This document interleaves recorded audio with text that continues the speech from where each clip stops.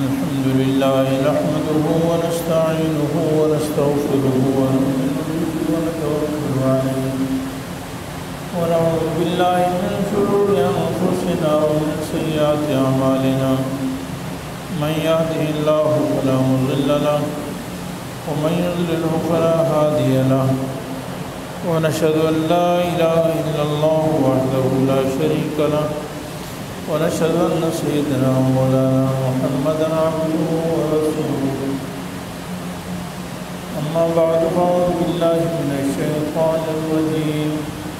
بسم الله الرحمن الرحيم لا يستوي منكم من أنفق من قبل الفتح وقاتل أولئك هم أعظم درجة من الذين أنفقوا من بعد وقاتلوا وكلا وعد الله الحسنى صدق الله العلي العظيم وصدق رسوله النبي الحبيب الكريم ونحن على ذلك لمن الشاهدين والشاكرين والحمد لله رب العالمين. اللهم صل على محمد وعلى آل محمد كما صليت على إبراهيم وعلى آل إبراهيم إنك حميد مجيد. اللهم بارك على محمد وعلى آل محمد كما باركت على إبراهيم وعلى آل إبراهيم إنك حميد مجيد. رب اشرح لي صدري ويسر لي أمري واحلل عقدة من لساني يفقهوا قولي رب زدني علما. اللہ جل جلالہ ساری کائنات کے خالق اور مالک ہیں. اللہ تعالیٰ نے ساری کائنات کو بنایا ہے اور اکیلے ہی ساری کائنات کا نظام چلا رہے ہیں. اللہ تعالیٰ کے بے شمار انعامات کے احسانات ہیں. ان نعمتوں میں سے ایک بڑی نعمت انبیاء علیہ السلام کو ہماری ہدایت کا ذریعہ بنایا ہے اور اصحاب رسول صلی اللہ علیہ وسلم کو ہمارے لیے مقتدیٰ اور پیشوا رہبر بنایا ہے.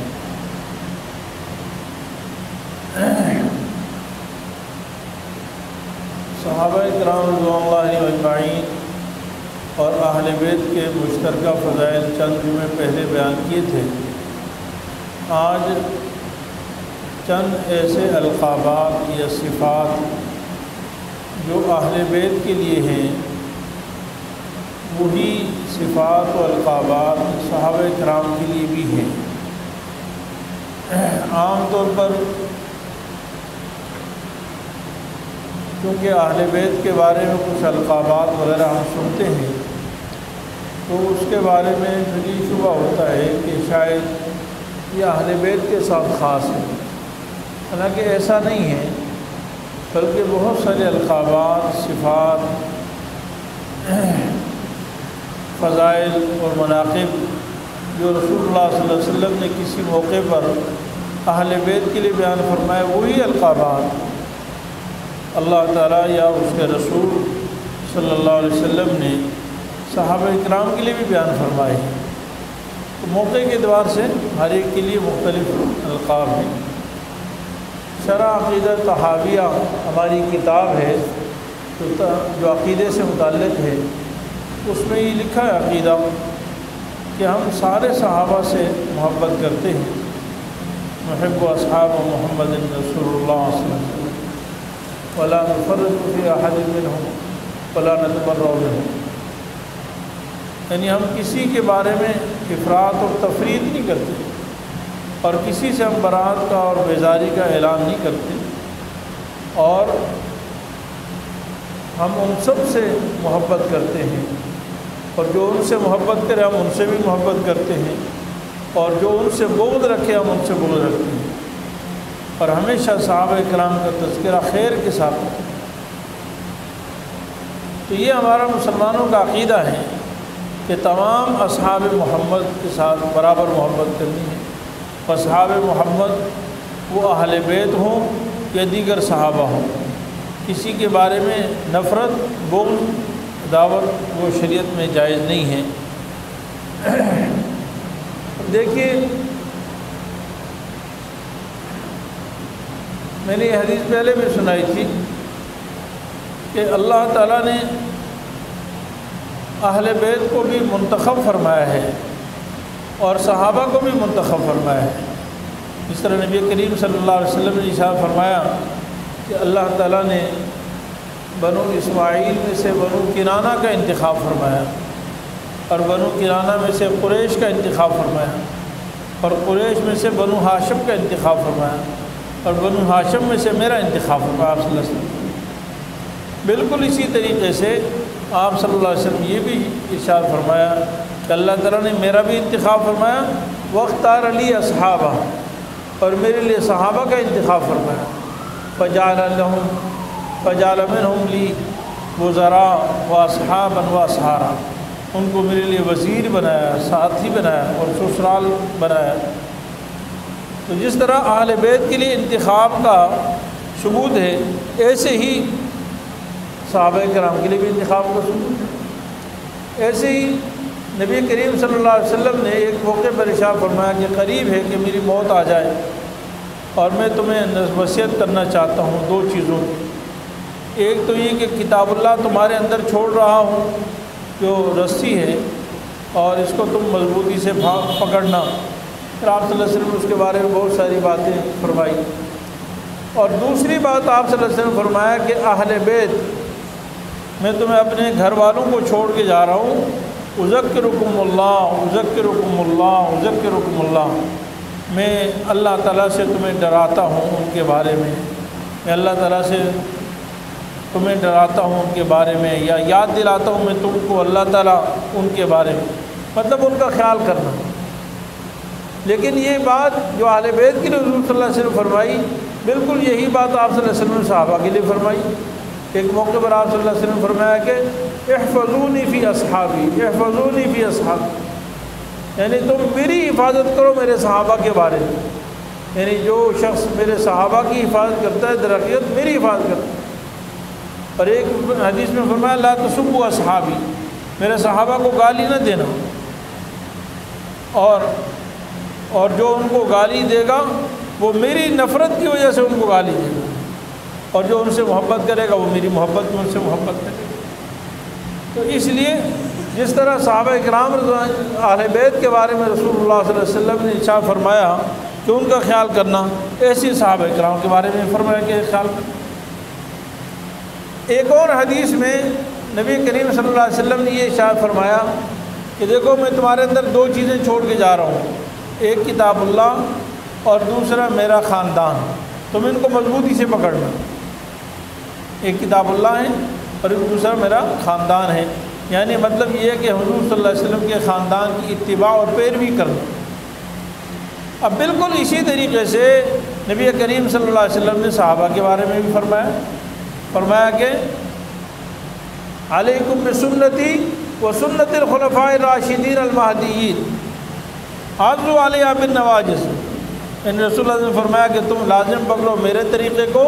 اور خلفاء راشدین کے طریقے کو، تم اس کو مضبوطی سے تھامے رکھنا اور ذرا بھی اس میں کمی اور کوتاہی نہ ہونے پائے۔ ایک اور نبی کریم صلی اللہ علیہ وسلم نے یہ ایک مشہور بات ہے، قرآن کریم میں اس کا ذکر موجود ہے اور اس کا تذکرہ بہت زیادہ ہوتا رہتا ہے کہ اہل بیت کے بارے میں تطہیر کا ذکر فرمایا۔ تو قرآن کریم میں وَقَرْنَ فِي بُيُوتِكُنَّ وَلَا تَبَرَّجْنَ تَبَرُّجَ الْجَاهِلِيَّةِ الْأُولَىٰ وَأَقِمْنَ الصَّلَاةَ وَآتِينَ الزَّكَاةَ وَأَطِيعْنَ اللَّهَ وَرَسُولَهُ إِنَّمَا يُرِيدُ اللَّهُ لِيُذْهِبَ عَنكُمُ الرِّجْسَ أَهْلَ الْبَيْتِ وَيُطَهِّرَكُمْ تَطْهِيرًا، یعنی اللہ تعالیٰ یہ پوری آیت ہے جس میں اور کئی صفات کا ذکر ہے، اور اس میں خاص طور پر آخر میں یہ ذکر ہے کہ اللہ تعالیٰ اے اہل بیت، اللہ تعالیٰ تم سے گندگی ناپاکی کو دور کرنا چاہتے ہیں۔ یذھب عنکم الرجس اہل البیت، رجس سے مراد گندگی، ناپاکی سے مراد شیطانی گندگی، شیطانی ناپاکی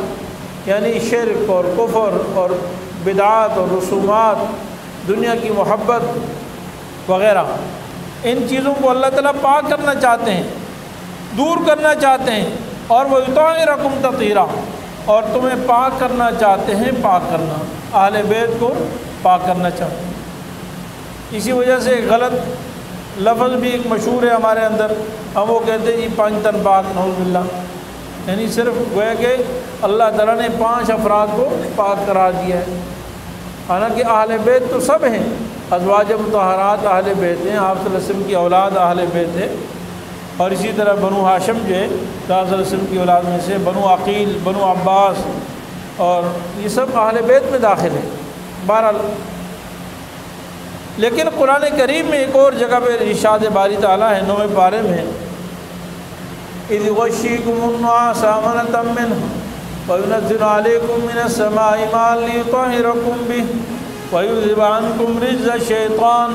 وَلِيَرْبِطَ عَلَىٰ قُلُوبِكُمْ وَيُثَبِّتَ بِهِ الْأَقْدَامَ۔ اب یہ آیت ہے، اس میں اللہ تعالیٰ نے سارے صحابہ کو مخاطب کر کے فرمایا ہے۔ اللہ تعالیٰ نے میدان جنگ کے بیچ میں جنگ ہوتے ہوئے صحابہ پر اونگ طاری فرما دی، نیند طاری فرما دی، اور فرمایا کہ یہ نیند ہم نے اس لیے طاری فرمائی تاکہ تمہیں اطمینان ہو جائے، خوف ختم ہو جائے اور تھکاوٹ دور ہو جائے۔ چنانچہ صحابہ کرام اجمعین پر جیسے اونگ میدان عین لڑائی کے درمیان سارے صحابہ سو گئے، یعنی اونگ طاری ہو گئی، اور بعض صحابہ سے تلواریں گر گئی، لیکن اس اونگ کا اثر یہ ہوا کہ جیسی اونگ ختم ہوئی تو ایسے لگا کہ جیسے پورا 8-10 گھنٹے آرام کے بعد آدمی سکون سے یعنی چاق و چوبند ہو گئے۔ اور پھر اللہ تعالیٰ فرماتے ہیں، اور اللہ تعالیٰ آسمان سے بارش برساتے ہیں، اور وَلِيُطَهِّرَكُم بِهِ، اور تاکہ اللہ تعالیٰ تمہیں پاک کر دے،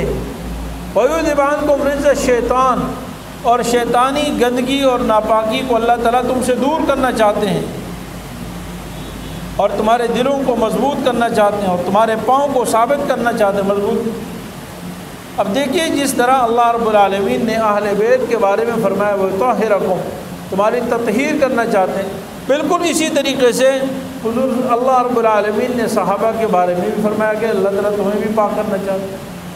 تو اگر یطہرکم تطہیرا کے بارے میں قرآن سے ثبوت ہے تو قرآن میں یہ بھی ہے، قرآن میں وہ بھی ہے، ایک ہی لفظ ہے، یعنی اہل بیت کے بارے میں بھی یطہرکم لفظ ہے، اور عام صحابہ کے بارے میں بھی یطہرکم کا لفظ ہے۔ تو جس طرح اہل بیت پاک ہیں، یعنی شرک سے، کفر سے، بدعات سے، رسومات سے، دنیا کی محبت سے، اسی طرح صحابہ کرام بھی پاک ہیں، اللہ تعالیٰ ان کو بھی اعزاز عطا فرمائے، اور دونوں کا ذکر قرآن کریم۔ اہل بیت کو اللہ نے یہ اعزاز بھی عطا فرمایا کہ ان میں سید الشہداء، حدیث میں آتا ہے سید الشہداء حمزہ،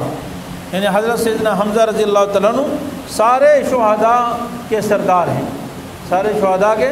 سردار ہیں۔ لیکن اسی حدیث میں، اسی حدیث کے بعد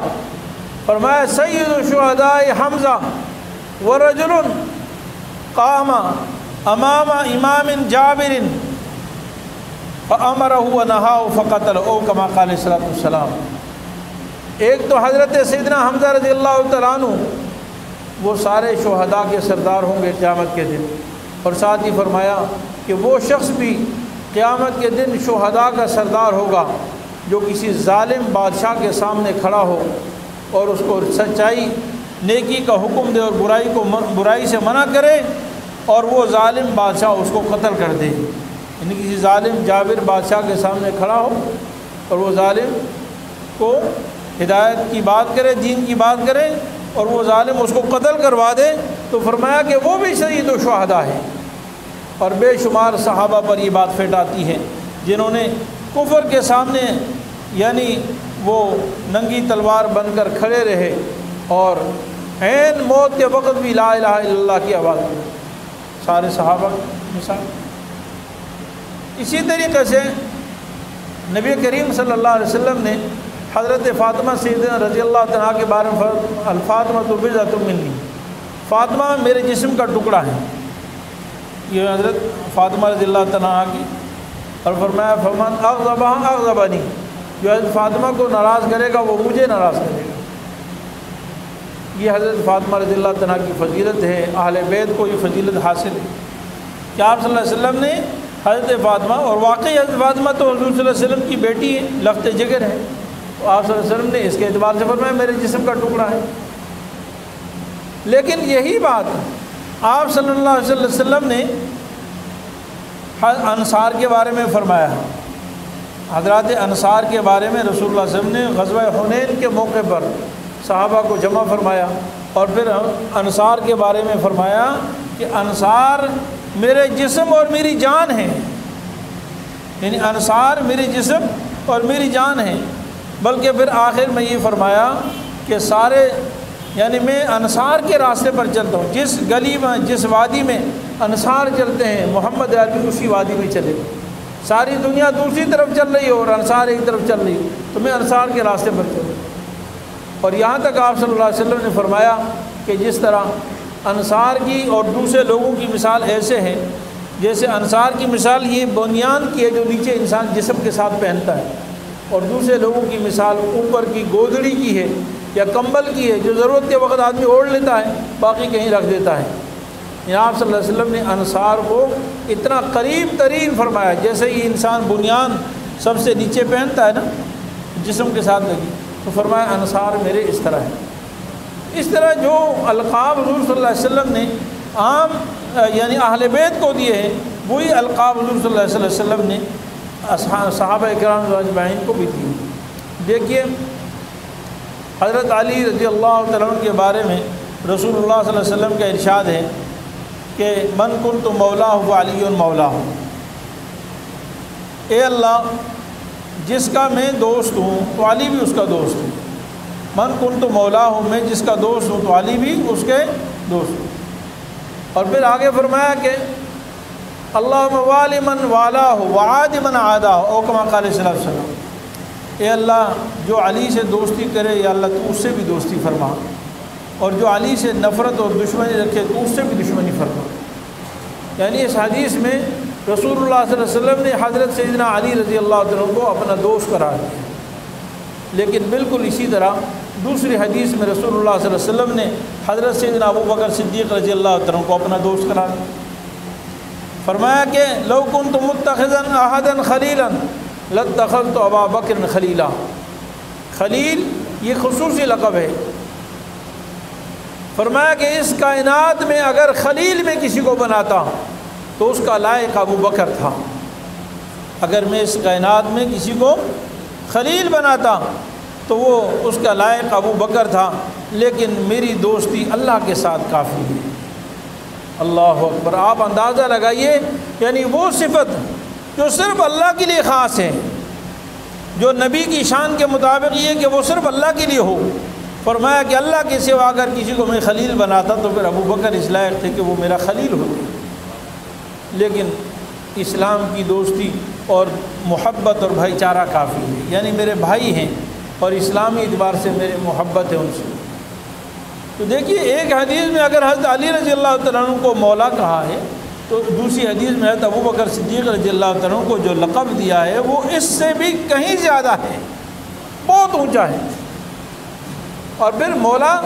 دیکھیے حضور صلی اللہ علیہ وسلم کے غلام ہیں حضرت زید بن حارثہ رضی اللہ تعالیٰ عنہ۔ زید بن حارثہ رضی اللہ تعالیٰ عنہ، جس طرح آپ صلی اللہ علیہ وسلم نے حضرت علی رضی اللہ تعالیٰ عنہ کو مولا قرار دیا ہے، اسی طرح حضور صلی اللہ علیہ وسلم نے حضرت زید بن حارثہ رضی اللہ عنہ کو فرمایا انت اخونا و مولانا، ارے تم ہمارے بھائی ہو اور تم ہمارے دوست ہو۔ انت اخونا و مولانا، تو ہمارا بھائی ہے اور تو ہمارا دوست ہے۔ تو جو لقب مولا ہونے کا حضرت علی رضی اللہ عنہ کو دیا ہے، وہی لقب حضور صلی اللہ علیہ وسلم نے اپنے غلام حضرت زید بن حارثہ رضی اللہ تعالیٰ عنہ کو بھی وہی لقب دیا۔ تو مولا کا لفظ ہم سنتے ہیں کہ مولا بولا حضرت علی مولا ہے، اس طرح تو حضرت زید بن حارثہ رضی اللہ عنہ کو فرمایا انت مولانا انت اخونا و مولانا، تو ہمارا بھائی ہے اور تو ہمارا دوست۔ اس لیے بہت سارے القاب ایسے ہیں کہ جو ہمیں معلوم نہیں ہوتے، وہی القاب جو اہل بیت کے بارے میں، وہی القاب جو ہیں اور صحابہ کرام کے بارے میں۔ دیکھیں حضور صلی اللہ علیہ وسلم نے فرمایا حسین الحسن والحسین بلکہ حسین منی وانا من حسین، حسین منی وانا من حسین، حسین مجھ سے ہیں اور میں حسین سے ہوں، حسین مجھ سے ہیں اور میں حسین سے ہوں۔ بخاری شریف کی حدیث ہے، اشعریین قبیلہ ایک تھا، مشہور قبیلہ اشعریین، حضرت ابو موسیٰ اشعری رضی اللہ عنہ کا نام ہم سنتے رہتے ہیں۔ حضور صلی اللہ علیہ وسلم نے فرمایا کہ اشعریین کی بہت ایک اچھی عادت ہے، جب ان کے ہاں کھانا وغیرہ کم ہو جاتا ہے نا، سفر میں ہو یا حضر میں، تو وہ آپس میں اتفاق سے کھاتے ہیں، یعنی کھانا کم ہوتا ہے، کسی کے بعد ختم ہو رہا ہوتا ہے، کسی کے بعد تھوڑا بہت رہتا ہے، تو وہ اس طرح کرتے ہیں کہ سارا کھانا جمع کر لیتے ہیں تاکہ مل کر کھائیں، کسی کا فاقہ ظاہر نہ ہو۔ تو وہ کیا کرتے ہیں کہ جس کے بعد جو کچھ ہوتا ہے سب کو اکٹھے کر لیتے ہیں، ایک دسترخوان پہ اکٹھے کر لیتے ہیں اور پھر وہ برابر تقسیم کر لیتے ہیں یا سب مل کر اکٹھے کھاتے ہیں، تو اللہ تعالیٰ ان میں برکت عطا فرما دیتے ہیں۔ یہ اشعریین قبیلے کی عادت رسول اللہ صلی اللہ علیہ وسلم نے فرمائی، بیان فرمانے کے بعد فرمایا فَإِنَّهُمْ مِنِّي وَأَنَا مِنْهُمْ، یہ بنی جو اشعریین قبیلہ ہے نا، یہ مجھ سے ہیں اور میں ان سے ہوں۔ یہ اشعریین قبیلہ اِنَّهُمْ مِنِّي وَأَنَا مِنْهُمْ، یعنی جہاں پر رسول اللہ صلی اللہ علیہ وسلم نے سیدنا حسین رضی اللہ تعالیٰ عنہ کو فرمایا کہ میں حسین سے ہوں اور حسین مجھ سے ہیں، حسین منی وانا منہ، حسین میں حسین سے ہوں اور حسین مجھ سے ہیں، وہاں پر آپ صلی اللہ علیہ وسلم نے پورے اشعری قبیلے کے بارے میں فرمایا کہ وہ مجھ سے ہیں، وہ انا منہم، اور میں ان سے ہوں۔ تو منی اپنی طرف نسبت کرنا یہ عام صحابہ کے لیے بھی حضور صلی اللہ علیہ وسلم صاحب ایسی مشہور حدیث ہے، خطبے میں پڑھا جاتا ہے، الحسن والحسین سیدہ شباب اہل جنہ، حسن اور حسین جنت کے جوانوں کے سردار ہیں، حسن حسین جنت کے جوانوں کے سردار ہیں، یہ مشہور حدیث ہے اور یہ بڑی فضیلت ہے کہ جنت کے جوانوں کے سردار ہوں گے حسن حسین۔ لیکن ایک اور حدیث بھی ہے، وہ معلوم ہی نہیں ہمیں، وہ ہے کہ آپ صلی اللہ علیہ وسلم نے ایک دفعہ حضرت ابو بکر اور حضرت عمر رضی اللہ تعالیٰ عنہ سامنے کھڑے تھے اور دونوں کے بارے میں اشارہ کر کے فرمایا ہذان سیدا کہول اہل الجنہ من الاولین والآخرین الا النبیین والمرسلین، او کما قال صلی اللہ علیہ وسلم۔ آپ صلی اللہ علیہ وسلم ابو بکر و عمر رضی اللہ عنہ کے بارے میں فرمایا کہ یہ دونوں جنت کے بڑے لوگوں کے یعنی بوڑھوں کے سردار ہیں، جنت کے جتنے بوڑھے ہوں گے، بڑی عمر کے لوگ ہوں گے، اولین و آخرین، پہلوں میں سے بھی اور بعد میں قیامت تک آنے والوں، سب کے سردار سیدنا ابو بکر اور عمر ہوں گے، سوائے انبیاء اور رسولوں کے، سوائے رسولوں اور انبیاء کے اس کے سردار نہیں ہوں گے، باقی سارے جنت کے بوڑھوں کے سردار حضرت ابو بکر اور حضرت عمر رضی اللہ عنہ۔ تو جس طرح آپ صلی اللہ علیہ وسلم نے حضرت حسن حسین کو جنت کے مردوں کا جوانوں کا سردار قرار دی، ایسے حضرت ابو بکر اور حضرت عمر رضی اللہ عنہ کو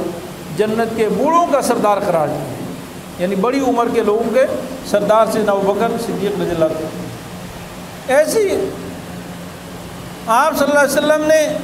بعض اہل بیت کا نام لے کر ان کو جنت کی بشارت دی ہے، جیسے حضرت علی کا نام، تو عشرہ مبشرہ میں سے اکثر وہ صحابہ ہیں جو اہل بیت میں سے نہیں ہیں اور ان کا بھی نام لے کر آپ صلی اللہ علیہ وسلم نے جنت کی بشارت دی۔ فرمایا ابو بکر فی الجنہ، عمر فی الجنہ، عثمان فی الجنہ، علی فی الجنہ، طلحہ فی الجنہ، زبیر فی الجنہ، سعد فی الجنہ، سعید فی الجنہ، عبد الرحمن بن عوف فی الجنہ۔ آپ صلی اللہ علیہ وسلم نے کئی صحابہ کے نام لے کر فرمایا کہ یہ سب جنت میں جائیں۔ ایسے آپ صلی اللہ علیہ وسلم نے دنیا میں جنت کی بشارت، شہادت کی بشارت اہل بیت کے لیے، حضرت حسین رضی اللہ عنہ کے لیے آپ صلی اللہ علیہ وسلم نے فرمایا تھا کہ حضرت حسین شہید ہوں گے، یعنی آپ صلی اللہ علیہ وسلم نے پہلے ہی فرمایا تھا کہ حضرت حسین شہید ہوں گے۔ آپ صلی اللہ علیہ وسلم دوسرے صحابہ کے بارے میں فرمایا، مشہور حدیث، ایک دفعہ آپ صلی اللہ علیہ وسلم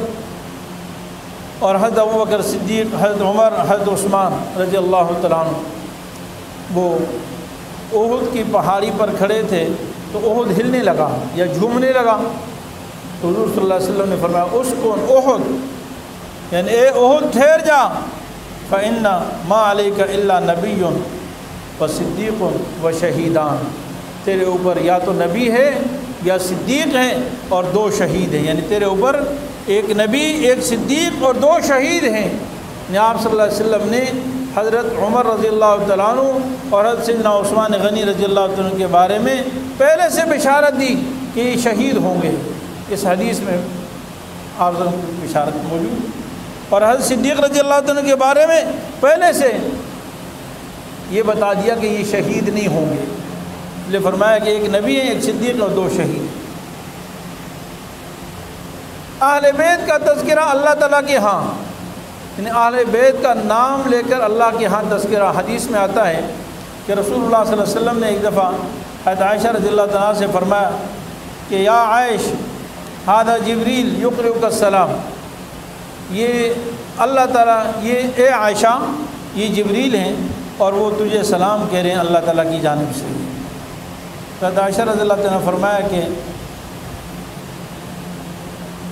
کہ میں نہیں دیکھ رہی، ما ارا ما ترا، یعنی جو آپ دیکھ رہے ہیں وہ ہمیں نظر نہیں آ رہا، مطلب یہ کہ مجھے تو نظر نہیں آ رہا کہ حضرت جبریل علیہ السلام یہاں موجود ہیں۔ اما عائشہ صدیقہ رضی اللہ تعالیٰ کا نام لے کر ذکر کیا گیا، لیکن دوسری مشہور حدیث ہے حضرت ابی بن کعب رضی اللہ تعالیٰ عنہ قاری قرآن تھے،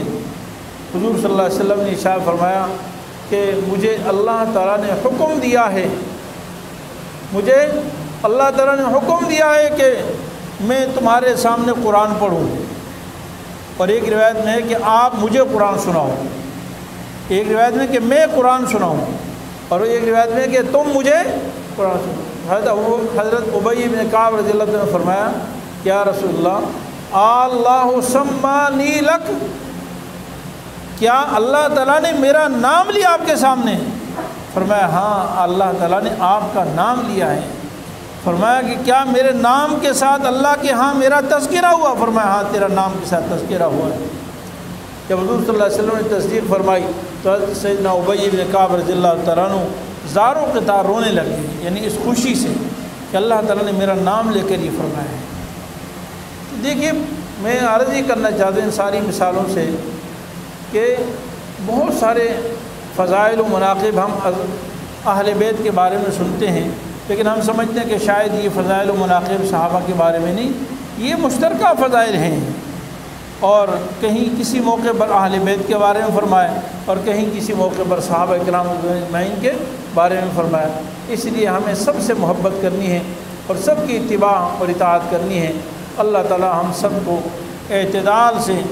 اور افراد و تفریط سے بچتے ہوئے اہل بیت کی غلامی بھی نصیب فرمائے اور صحابہ کرام کی غلامی بھی نصیب فرمائے۔ وآخر دعوانا ان الحمد للہ رب العالمین۔